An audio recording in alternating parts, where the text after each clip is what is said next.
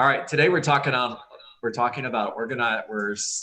on, I can talk, on mastering the organizational model of the millionaire real estate agent. And we're going to get through level 4 of the 7-level organizational model of the millionaire real estate agent. We're going to teach this. I'm going to teach this every month. I'm also teaching the budget model every month as well. That's next week. So, and this is being recorded. It'll be on my Facebook page and it'll be on YouTube. And if you hear a little bit of a feedback, I apologize. It's because I'm going to use my iPad to draw some pictures for you guys. And I muted it, but there's still a little bit of feedback. So hang in there. All right. So the first thing that I'm going to do is I am going to go to page 78 of the Millionaire Real Estate Agent. We're going to talk about the 9 ways a millionaire real estate agent thinks. And we're only going to focus on think big goals and big models. The second foundational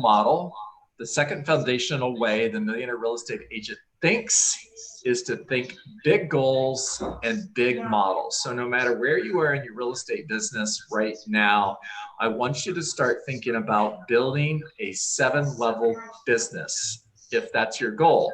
And we're going to talk about the difference today between having a real estate practice and having a real estate business. And both are okay, because I think so many people get caught up in this. Keller Williams is all about building teams. That's because we literally wrote the book on it. And maybe that's not the right way for you to go. You can build a very successful real estate practice. And we're going to talk about that today. Gary Keller goes on to say, if you have big goals, then to reach them, you will inevitably begin a quest for big models. So I'm going to go right to sharing my screen, and we're going to start drawing this out. I can do this, maybe. Yeah, hold on one second. There we go. Now I can. Okay, so if I did that right, we should have a whiteboard on the screen, and we do. How awesome is that? Let me move a few things around so I have room here. Cool. All right, so level 1.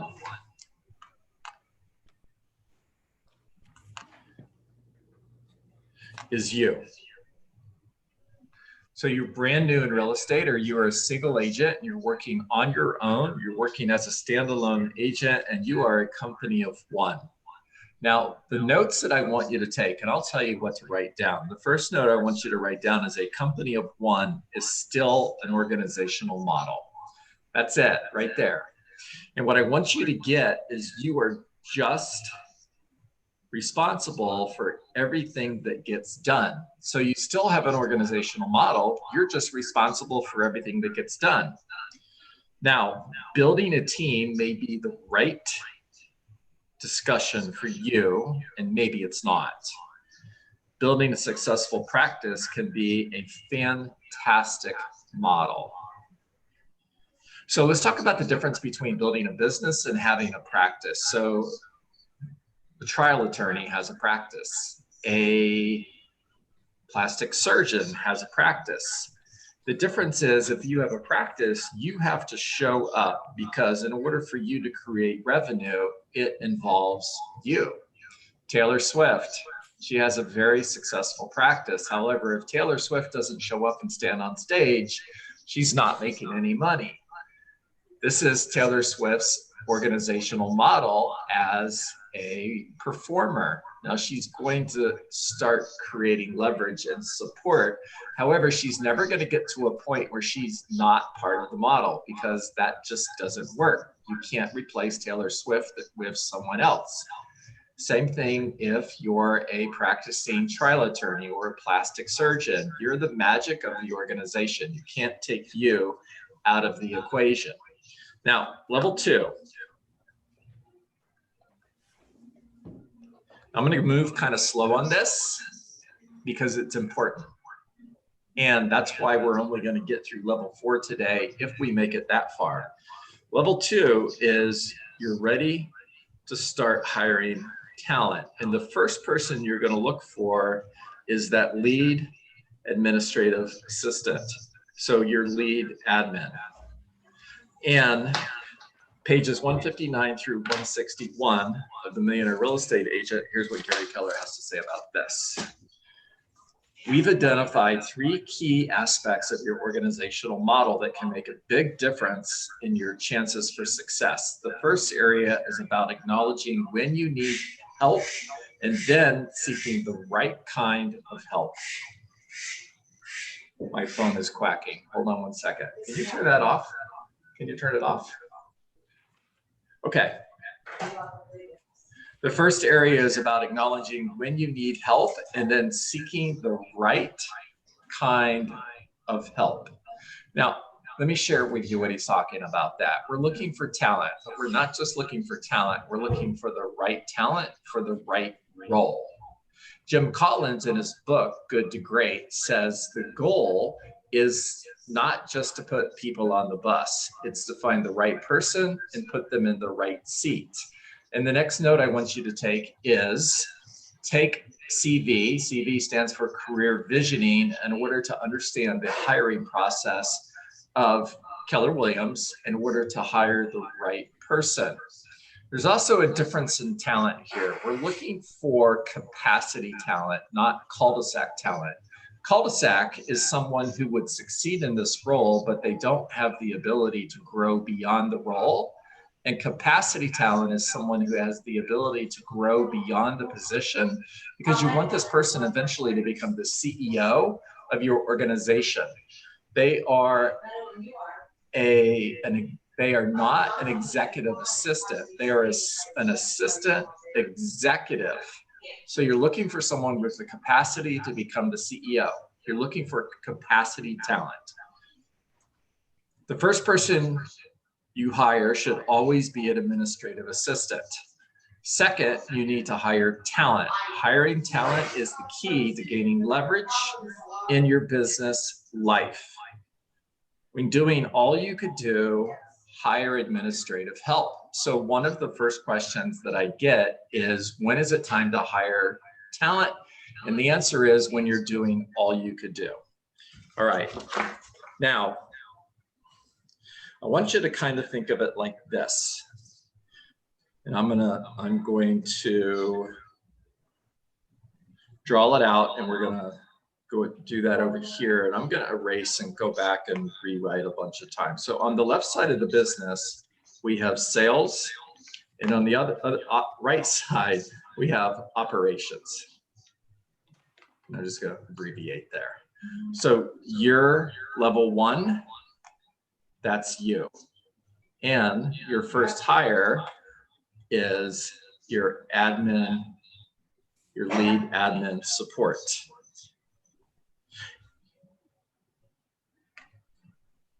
You should be doing 12 to 18 sales on your own before you start looking for this person. And how do you know you've hired the right person? I know I've hired the right person when that person has given me an opportunity to plus 12 my business. So here's another thing that I hear is I'm afraid to hire, because what if I hire the wrong person? Well, you're going to know within 90 days if you've hired the right person. And you'll know if you've hired the right person if they give you the ability to increase your production, which is going to put you on the path to add at least 12 sales. So now instead of selling 18 homes, you're selling 30 homes because you've hired the right person. Your job description, once you've hired this person, is to focus on the 20%. And what does this person do? Everything else, which is your 80%. All right, I'm gonna erase the screen, and I'm gonna give you an opportunity to jump in here and give me any ahas or questions right off the bat. So just take yourself off mute. And as the screen is showing right now, all I see is the whiteboard and a picture of myself, which is fascinating. So just talk to me.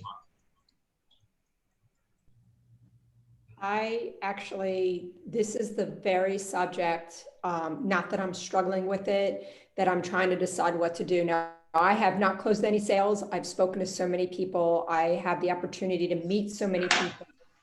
What I'm finding is because of my responsibility load, I'm just overwhelmed. And I am in the position to hire somebody, but I'd rather do it through the way the model's teaching. Yep. And I'm not talking like my animals and kids are distracting me. That's just fun stuff. But I'm saying like some real stuff that I have to deal with still. And I just want to know, I know from a business perspective, it's not wise to spend the money before you make the money. Okay. But I just can't seem to keep up with the tasks that I need to make my business successful. And I know I can make it successful because I have people reaching out to me. They all want to meet with me. They all want to do stuff with me. And I'm like, okay. So how would you handle that? And what Start would off with a part-time assistant. Okay. And Diane, you could do that day one. Okay, It's that's all- what I wanted to ask you. 'Cause, like, I was under the impression that's not wise until you have at least 2 sales a month. And so, but I know I could have a lot more sales if I had somebody else doing this work that I'm also doing. Well, it really depends on what your budget can handle. And if you could start off with a part-time assistant, you're paying that person $15 an hour, for example, and they're working 10 hours a week. And that's $150 that you're spending every week on that person to do your 80% in order to create leverage for you. As long as your budget can handle $600 a month for that person on a part-time basis, then go hire them. Okay. And would you recommend before, well, I haven't even done it yet, but you said to take the career visioning through KW. So that's on the link, the KW University? Yeah, it is. And yes, absolutely. Even if you're hiring this person on a part-time basis, you're still going to take them through the CV process or through career visioning process. Okay, cool. Thank you. Okay. All right. You got it. So at level 3, we've added this person, a transaction coordinator. And it's really important that you understand the reason we drew the picture the way we did versus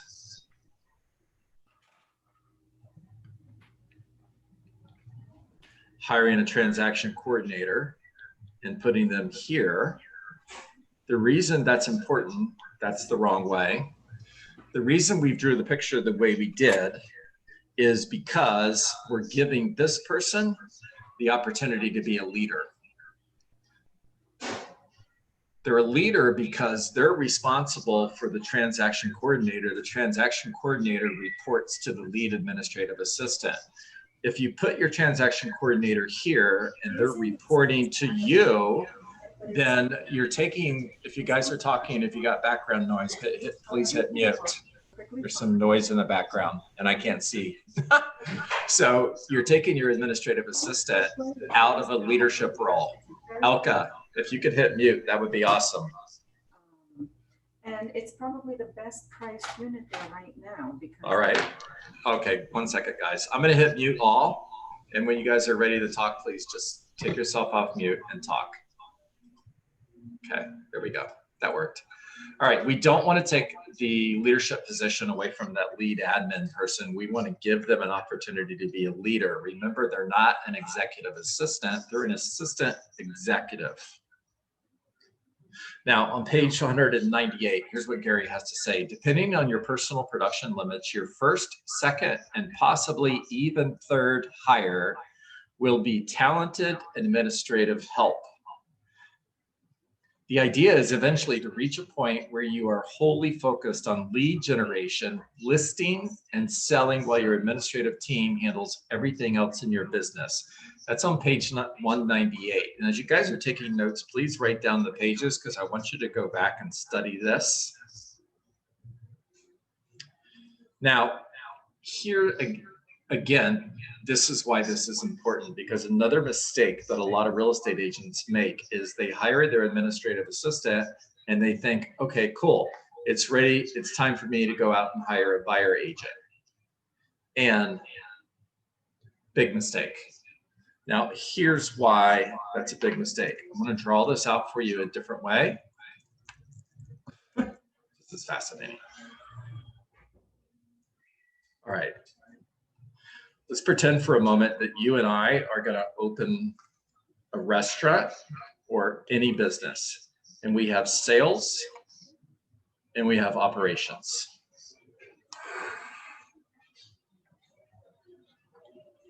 And my first hire is me. My second hire is my lead admin. And I think, cool, I'm ready to go hire that first buyer agent. I'm doing 18 deals. My lead admin has given me an opportunity to plus 12 my business. Now I'm at 30 and I'm going to hire a buyer's agent. Well, here's the problem with that. If I hire the right buyer's agent, guys, this person is going to give me an opportunity to plus 24 my business. So now I'm at a total of 44 sales. And who gets to handle all the operations for all 44 of those sales? That person. And the next thing you know, this person and this person are talking to one another, and they're sitting and they're saying, this person over here doesn't know what they're doing. Let's go out and start our own team. And you get to start all over again. It would be the same thing as if you owned a restaurant and the restaurant was doing really, really well, and you decided that you were going to add 50 new tables to the dining room. And you did that without hiring any additional kitchen staff. What would happen in the kitchen?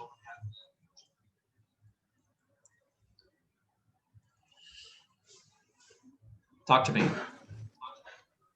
They wouldn't get the job, they wouldn't get the orders right, or they wouldn't even be able to keep up with it. They wouldn't be able to keep up with the amount of business that your restaurant is doing. And the next thing you know, your kitchen's walking out on you in the middle of a Friday night. And that's not good. Okay, level 4. How we doing, guys? Okay. Yes. I'm gonna guess yes. Okay. Level 4, we have you. We have our lead admin.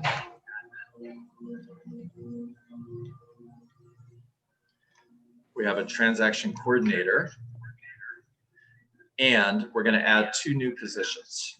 We're going to add a showing assistant.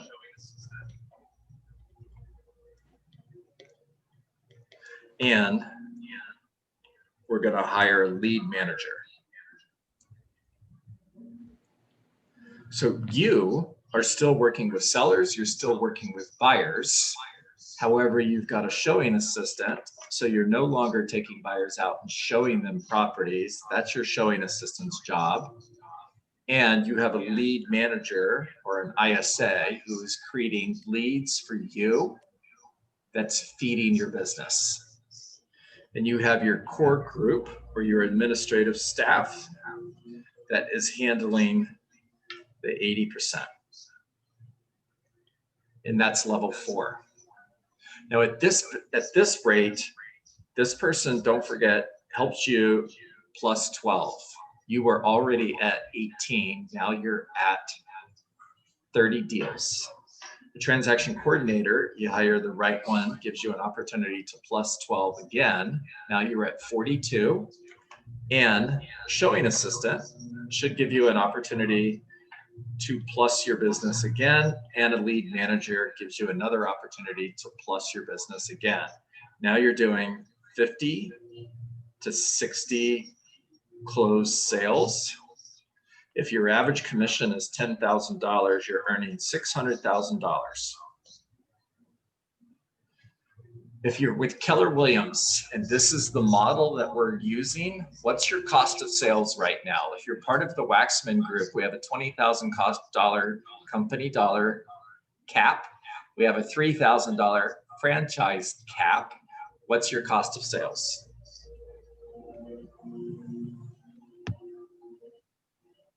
just in case you don't know, and since nobody's talking to me, I'll write it down for you. It's 20. 30%. It's Nope. Your cost of sales 23 because grand. $23,000 because you're the only person on the sales side of that diagram. So that's it, $23,000. Now your operating expense, let's just focus on salary right now or payroll, because your two biggest expenses when we're looking at the budget model next week are going to be payroll and cost of sales. So the two biggest expenses are on the sheet of paper that we're looking at right now. If I'm paying my lead admin $36,000 a year, which is a good price or a good pay, which would be a great model to follow in South Florida for a real estate group or a real estate team that's closing 60 sales a year. I'm paying that lead admin $36,000 a year, and I'm paying this person $24,000 a year. That's $60,000. So I'm taking $83,000 away from $600,000, and that leaves me $517,000. Now, somebody take their calculator, their phone, take $517,000 divided by 600,000.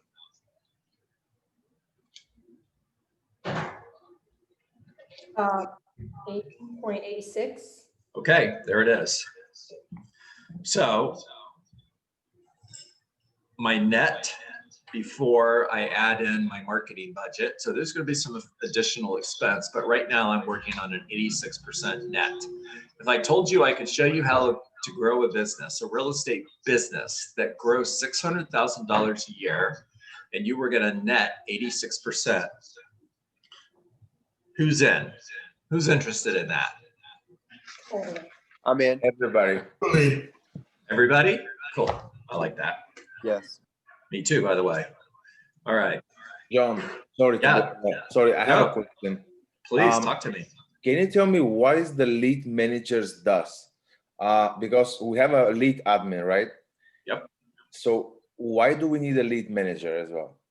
Lead manager is actually they're generating leads for you. They're an ISA, which stands for an inside sales associate. So when I first started in the real estate business in 2002, I started out on the Gary and Nikki team. I was that person. I was a lead manager. Day number one, Gary pointed at a phone, he pointed at a desk, and he said, that's where you sit. And your job is to call for sell by owners and buyers and book appointments for me. I started out as a lead manager or as an ISA.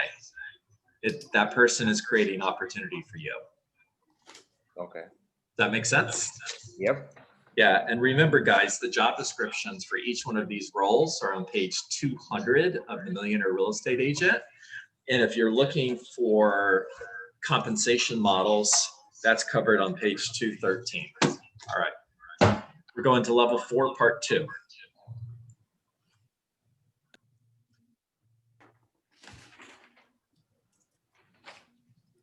There's a part 2 to level 4. There is, and it's not in your book. Isn't that awesome? Yeah. Everything's awesome. All right, so we have you. We have your lead admin. We have a transaction coordinator, your lead manager, your lead manager, and we've added an ISA. You had a lead manager who was also working as your ISA in level 4. In level 4, part 2, your lead manager is now overseeing your ISA. And the other position we're adding in level 4, part 2 is now we have an agent on the sales side of our business who is our lead buyer agent. And we're still going to have showing assistants. And the reason we have showing assistants is all I want this person doing is buyer consultations and writing offers and negotiating contracts. The showing assistants are responsible for taking those buyers out and showing them properties, which is going to give your lead buyer agent the opportunity to work with 10 to 12 buyers at a time versus 5 to 7 buyers at a time. So the roles that we've added in level 4, part 2 are the buyer's agent, make sure that's highlighted in yellow, and our ISA. What's an ISA? Inside sales associate. Someone who gets on the phone for you and makes prospecting calls. Someone who is responsible for responding to internet leads that are coming in from your Facebook ads, through campaigns, through command. If you're using Zillow to create leads, your ISA is responsible for responding to those incoming leads quickly. They're also responsible for nurturing those leads, because an internet lead could take 6 to 8 months before they're ready to buy. So they're handling that lead until the buyer is ready to purchase a home, and then they're handing that lead off to your buyer's agent. Okay, so question in this diagram, you or me, the lead admin or the admin assistant oversees the transaction coordinator and the lead manager to give them empowerment and to be leader. However, you have it where, like me or you, goes directly lead manager. So I want to know, like, that's just confusing to me because I'm very literal. So if the lead manager is falling directly under you and admin assistant, can you explain that? Well, they're not. If you look at the diagram, the lead manager reports to you, Diane. The lead administrative assistant reports to you. The buyer's agent reports to you. Matter of fact, those are the only 3 people in this diagram that report to you. Your ISA reports to your lead manager. Your transaction coordinator and your listing manager report to your lead administrative assistant, and the showing assistants report to the buyer's agent. Okay, sorry. So you have 3 jobs. You're still in lead generation, and you're still the listing agent, right? We don't have a listing agent in this diagram, correct? So you are still taking listings, you're still in lead generation, and you are coaching, training, and consulting your lead manager, your lead admin, and your lead, make that a B, buyer agent. Got it. John, I have a Yes. question. Yes, ma'am. Talk to me. LM under the lead admin, who is that person again? Listing manager. Listing manager. Can you Yeah, so- explain what the listing manager does? 100%. Okay, so I'm reading right from page 200. This is the job of a lead manager, a lead administrative assistant on level 2. Their job is lead generation and systems execution, communication systems, financial systems, oversee staff, except they don't have a staff yet, so forget that. They're responsible for contract to close, sales and managed vendors, client communications. They're also a runner. They're also responsible for CMAs. They're responsible for listing, marketing, seller communication, and database entry. Now, when you hire your transaction coordinator and you have a listing manager, your lead administrative assistant is now responsible for lead generation and systems execution, communication systems, financial systems, and oversee the staff. That's it. Your transaction coordinator is now responsible for contract to close. And this is all in your book, guys. So, I mean, take notes, but this is on page 200. Your transaction coordinator is responsible for contract to close, select and manage vendors, for example, home inspectors.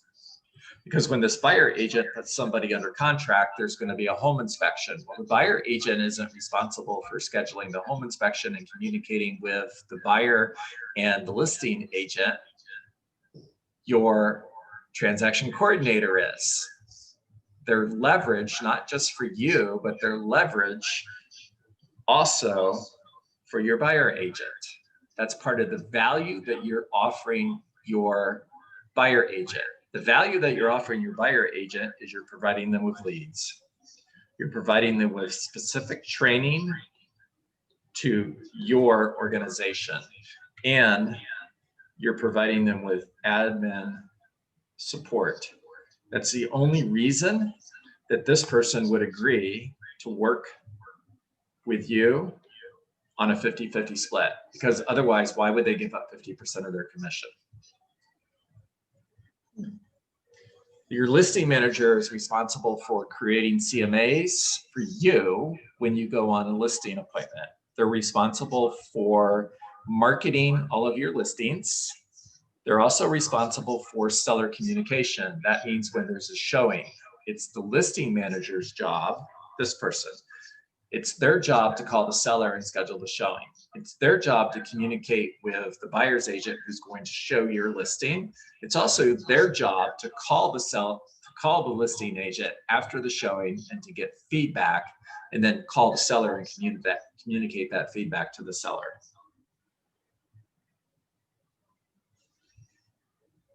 How we doing, guys? I have a question. Okay. So this is still me being an agent, right? Like a real estate agent. I don't have to be a broker to do all this. No, why would you? No. Why would you, Diane? I built my team to 130 sales a year within the Keller Williams model, within the ecosystem of Keller Williams, and I was never a broker. I didn't want to be a broker. Okay. Cool. So John, I have a question. Yes, John. So all this stuff just gets muddled together Okay. because so I had a lead admin. She changed roles. She wants to go to TC. And she's doing great in the TC, but now I'm without a lead admin.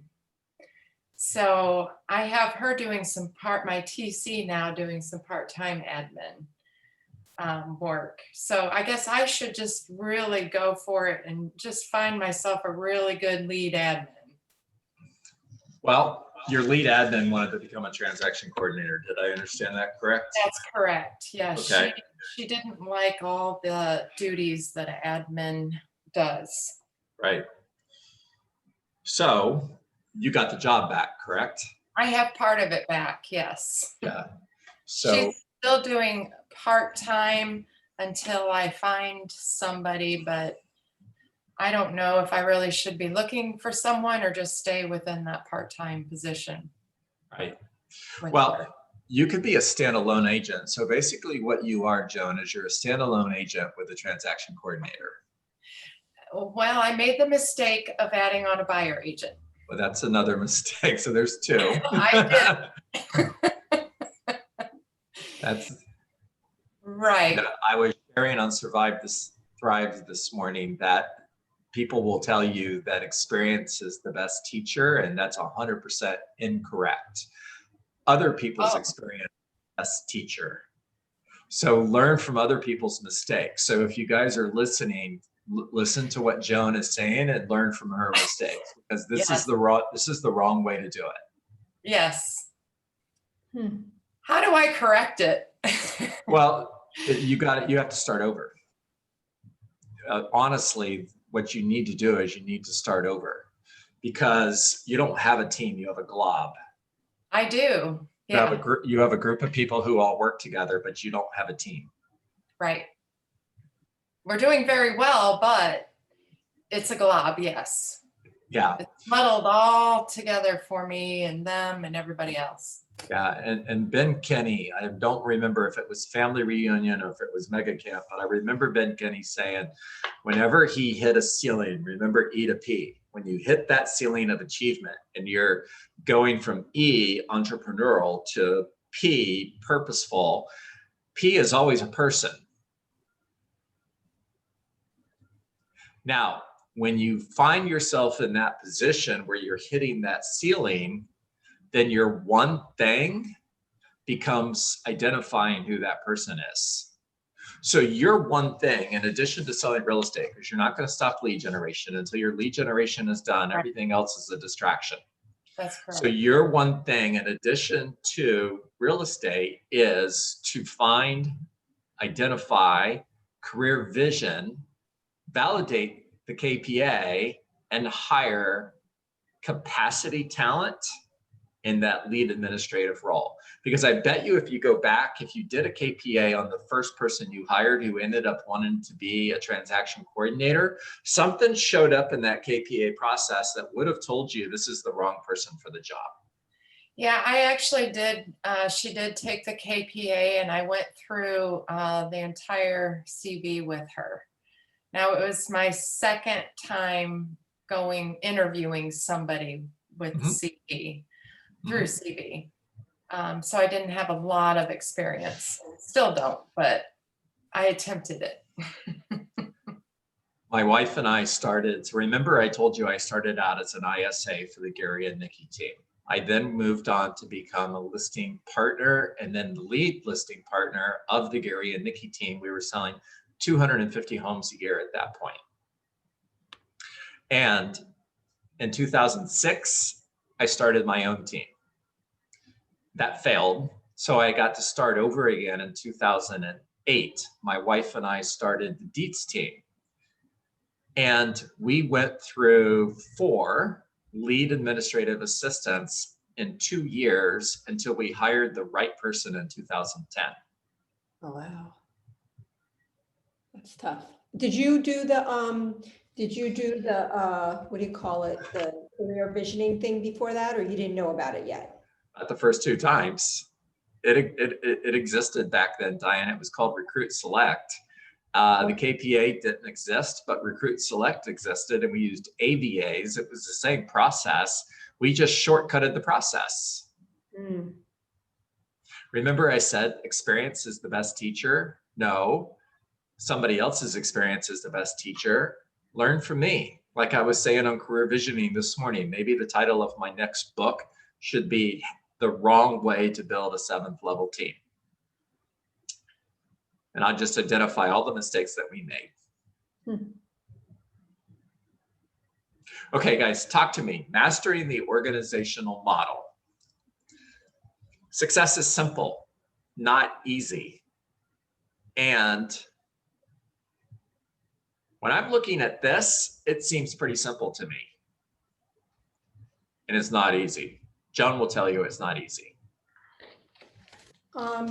I actually do have a question. You said that admin assistant full-time would be about $36K a year, and that a transaction coordinator would be about $24K a year. The transaction coordinator in the beginning, you would use the one, like they said that there was a website you can go and ask for Pamela who does that, like somebody you outsource it to a company that does that initially, correct? Yeah. Transaction coordinators can be hired on a part-time basis. Deal 1. And most transaction coordinators in South Florida are going to charge about $400 per closing. Some are less, some are more, and you get what you pay for. You want to hire a great transaction coordinator in South Florida, it's going to cost you somewhere between $400 and $450. Now I realize that there could be real estate agents on this call today that are from other parts of the country. And if you're in the Northeast, if you're in New York City, it's not going to be $400 a transaction. It's going to be more. If you're in Los Angeles, it's going to be more. I promise. It all lines up with the cost of living. Okay, but can you actually share how much it would be for like a lead manager? Well, buyer agent is commission, correct? Yes. So Assistant yeah. listing manager, those salaries. Yeah, it just really depends on what the going rate is. Look at ads. Go Okay. on what's one of the common websites. It's not coming to me right now where you post Indeed. Indeed. Yes. Okay, Look at it. Look at ads on Indeed and see what they're paying. for the basics, got it. Yep. Okay. Yeah. I'm just trying to understand, like, when I put this like on a whiteboard or on a piece of paper where I want to be to net a million or net, you know, to whatever it is, I need to understand the numbers. Totally get it. Yep.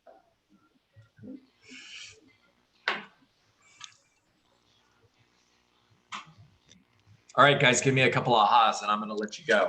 Remember that we are going to teach this every single week. And I believe that repetition is the mother of learning. That's why I've read this book 20 times. We're going to start right from level 1, and it's just going to be a repeat. Plus, we're going to move on to level 5 and level 6. And give me a couple ahas and I'll let you guys go. Great model, John. I love it. As you said earlier, we're gonna need to close like 12 to 18 deals before we even think to start doing it.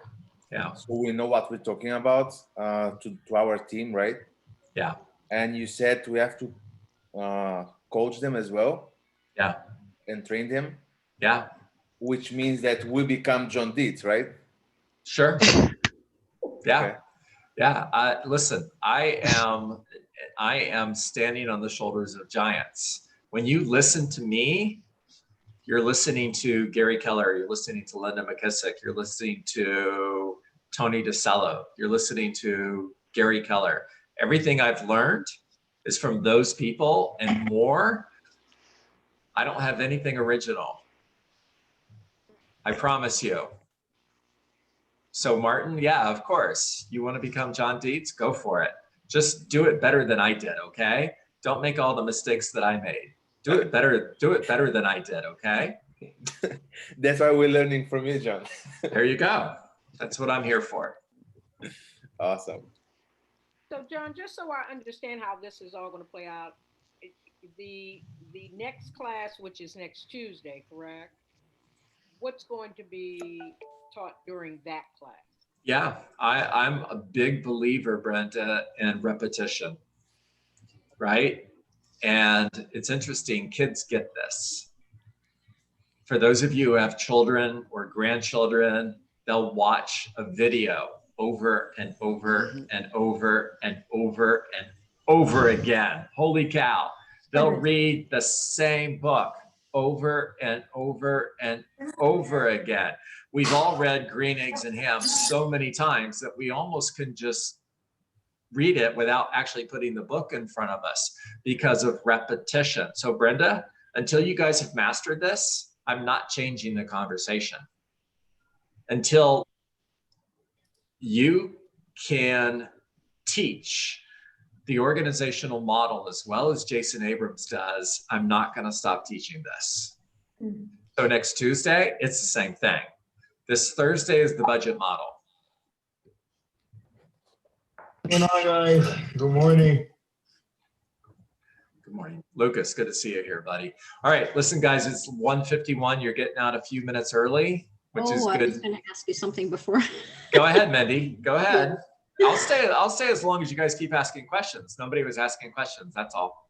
I just didn't want to interrupt while everybody else was asking questions. I've mentioned this to you in the morning calls. I am overwhelmed with the administrative things.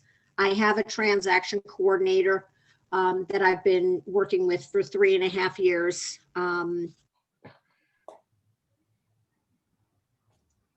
You froze. I'll tell you where I lost you. I have a transaction coordinator that I've been working with for 3.5 years. You're on mute now. Take yourself off mute and pick up from there. And I only pay her $200 per transaction. Okay. She does not interact with the clients when they want to know what I'm doing to market their property to sell it. She doesn't handle things like offers that come in. She doesn't handle a million client questions that they ask me that are just taking up a lot of my time. The texts, the emails, the phone calls. And I kind of like need somebody to manage all of the admin stuff. And yet your lead admin is an executive, not an admin. And even when I had 21 deals in the year, I wouldn't have been able to afford $36,000 to pay them. Totally get that. So This is until my you price can't, point. until you can't hire somebody part-time, first of all, my second suggestion to you is you have the wrong transaction coordinator. Find a transaction coordinator that you can literally give the file to, that you don't re-engage until there's negotiations that need to be made on repairs or appraisal that requires a real estate license and requires your expertise.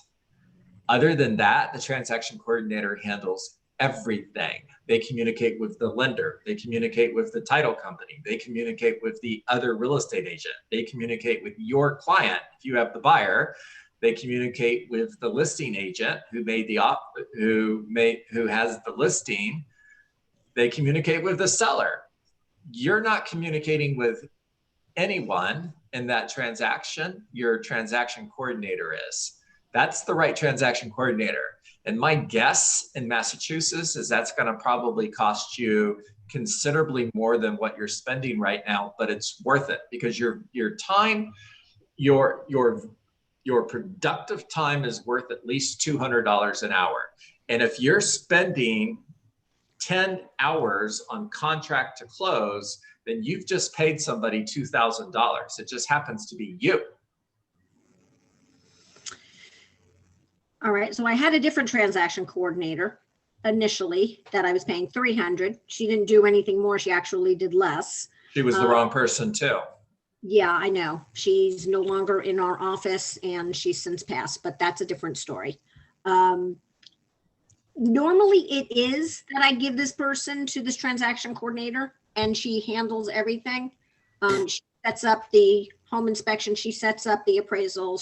Well, not the appraisal, but scheduling it when the appraiser calls. But it's also getting the clients to always talk to her.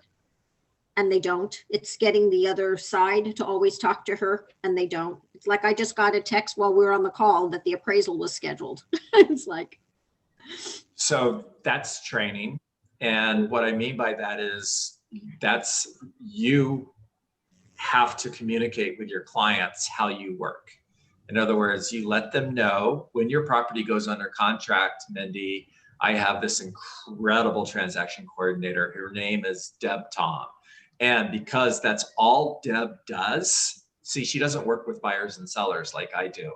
100% of what she does is she works contract to close. And because that's all she does, she's an expert at it. And you're going to communicate with her once your property goes under contract, and you're in better hands than you would be if I was doing that job. Now, when you set Deborah up for success like that, then your clients are not going to have a problem with Deb Tom calling them versus you calling them. When you go to the doctor's office and you go to check in at the front desk, do you insist that the doctor comes out and checks you in? No. Do you insist that the doctor meets you when you check out and collects money from you and schedules the next appointment? Of course not. Yeah. So part of this is on you, Okay. which is a good thing. And the other part is you have to find the right person. You haven't found them yet. They exist, I promise you. Look on social media and start asking in network groups who has an amazing transaction coordinator. Okay. Hey, John, I have another question. Sorry. Sure. Those people, this group of people, do you suggest to be in one office altogether? Ideally, yes. So when I've built a level 4 team, I want everybody on that team in my office with me. Matter of fact, one of the requirements is everybody is in the office together during lead generation time, because whatever position you play on my team, we're all in the business of lead generation. We lead generate together, and I want us all in a room where we can hear one another talk. Right. Better communication, right? Totally, 100%, and focus and accountability. As a rainmaker, if I'm in that room and I've got 3 or 4 other people who are a part of my team and I hear silence, my first question is, why aren't you on the phone? Why do I hear silence? It's dial talk, dial talk, dial talk. There should be no silence in this room. Everybody get on the phone. Right. John, I have one more question before you sign off. This is it, last one. You're doing this every Tuesday and Thursday, or you're just doing it next Tuesday and then Bold starts on Thursday? Because I know Bold is starting. Yeah, I'll move it when Bold starts. I'm doing this twice a week. I am doing this twice a week until every agent in my office that should have leverage does. Well, I had a Bold, It's okay. Don't get caught up in the weeds. It's all right. I promise you, you'll know ahead of time when it's going to be. I'll Okay. stop when I stop having conversations like I did earlier today with a mega agent in my office who told me I'm in the weeds. I've got this, and this going on, and I'm buried. And I'm thinking, why are you buried? Why haven't you hired someone to take all of these things that you're sharing with me away from you? Well, that's on me. It's my fault. It's because I haven't taught them how to do it. So I'm doing this until nobody in my office is in the weeds, until everyone has a successful business or practice, because remember, you can have a real estate practice that's highly successful. The difference is a practice doesn't have buyer agents. A practice doesn't have listing specialists. In a practice, you're the only salesperson that is a part of that organizational chart. You have admin support to take your 80% away from you, and you're the magic. You don't make money unless you show up. That's a real estate practice, which is 100% okay. You don't have to hire buyer agents, never. But you do have to hire administrative support. okay. All right, Thank guys. All right. Everybody make it a great day. I hope that you got what you were looking for.